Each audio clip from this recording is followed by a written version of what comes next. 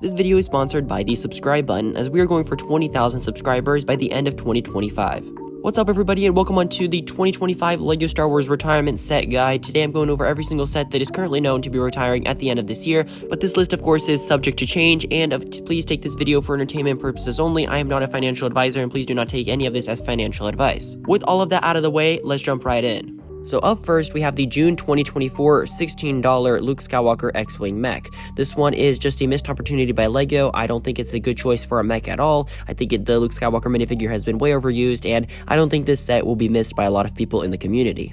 And up next is another June 1st set in the Ambush on Mandalore set. This one costs $20, and it is a battle pack that includes 2 Beskar troopers and 2 Mandalorian troopers. Now this isn't a bad battle pack, but I think it just came too late. It came after the hype of Mandalorian Season 3, and if you ask me, I think this battle pack will be forgotten. It's one that not a lot of people talk about, and I think a lot of the clone battle packs will overshadow this set.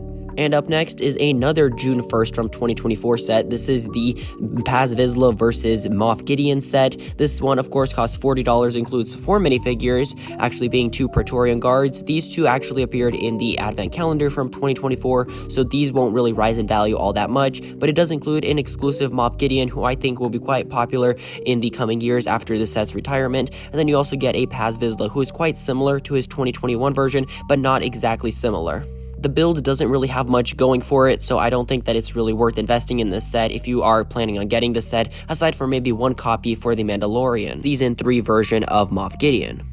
Up next, we have the Imperial Dropship vs. Rebel Scout Speeder. This is an October of 2024 release, so a little bit over a year is going to be its shelf life. It does include the exclusive Astromech minifigure that is part of the 25th anniversary line of minifigures, and if you ask me, this is going to be a very, very underrated set. I think that Astromech is going to boost this set value at least a little bit, especially given the shelf life is not very long. I don't think it's actually on any other shelves other than Lego.com or Lego Store, so you won't really be able to find it in any other stores, so I think that will definitely help boost its popularity over time.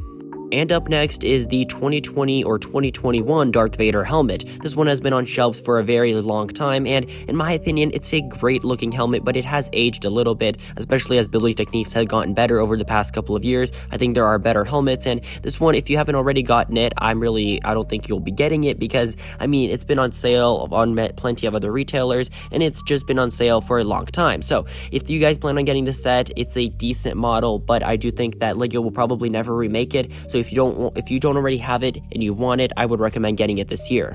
And up next is the January 1st from 2024 Crimson Firehawk 4+ set. This one I believe is based off the Young Jedi Adventures show that premiered back in like 2023. This is a very, very forgotten 4+ set. It's constantly 50% off at my local Walmart, and I may have to actually get a couple just to keep sealed for the future, because at around $25, it's not a terrible price.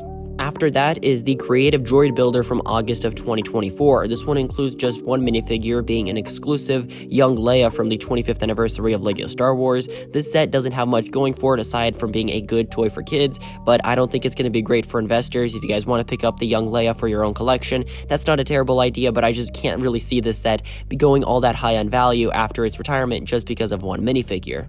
After that, we're going to take a look at another August 1st set in the Ahsoka Tano Duel on Peridia set. This one includes plenty of exclusive minifigures in Ezra Bridger, Morgan Elsbeth, Grand Admiral Thrawn, and of course, Ahsoka Tano.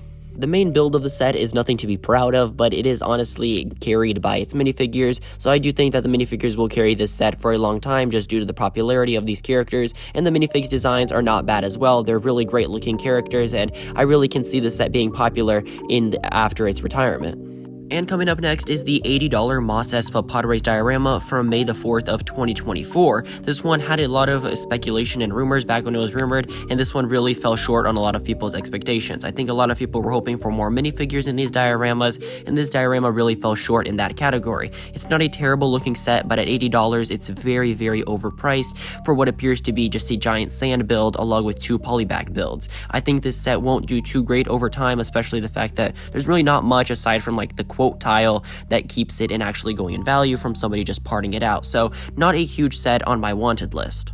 And up next is the TIE Fighter and X-Wing combo mashup pack from August of 2024. This one I am surprised that is retiring this early. I think LEGO could have kept it out on shelves for another year. Perhaps this list is wrong and they will keep it out, but at this point I think it's good that LEGO always has the X-Wing and TIE Fighter out on shelves because it's always nice for kids to be able to get these sets, but I do think it's a little expensive at $110. LEGO should have simply just put them in two separate sets aside from one set because that is a little more difficult for a lot more people to afford at $110 rather than at $45. And then after that, we have the August 1st Desert Skiff and Starlight Pit. This one does have a lot of controversy around it with the minifigures, but I do think that 9 Num minifigure, who is exclusive, will actually keep this set's value up after it retires. And then I also do believe that Luke Skywalker is also exclusive, along with Lando Calrissian, of course. So a couple of exclusive minifigures, a decent looking build, and an overpriced set will likely make this one quite rare and sought after a long time, but I think it will be at least a little bit looked after in the coming years after it retires. Alright, now up next we have the May 1st Bark Speeder Escape set. This one doesn't have much going for it aside from the exclusive Keller and Beck minifigure. I just think that this one was a bit of a useless choice in LEGO's eyes. In my eyes, I think LEGO really shouldn't have made this set. I do think it's a nice build. The Bark Speeder is the best Bark Speeder we've ever seen, and then of course we get the Lamppost, which a lot of fans were very excited for because it was our first ever look at a Jedi Temple build. I just think that this set is just very forgotten. It won't likely be too popular after it retires either. And next up, we have the Darth Maul Sith Infiltrator, another set from May of 2024. This one really also fell short on a lot of expectations. The minifigure lineup was very disappointing, along with the build being the worst, in my opinion, the worst Sith Infiltrator build that LEGO's ever put out. It was very wonky looking and had a lot of bad functions that I just don't think LEGO should have included.